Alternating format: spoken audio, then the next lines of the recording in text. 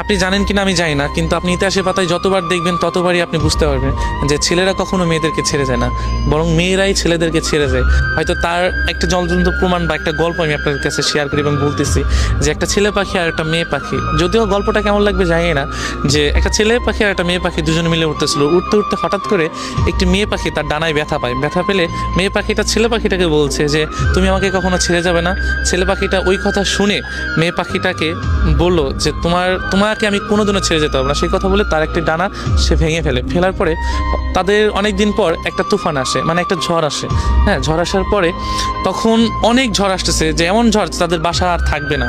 যদিও দুজনকে খুবই ভালোবাসতো, এতটাই ভালোবাসতো যে প্রকাশ করার মতো না, যদিও গল্প যেটা।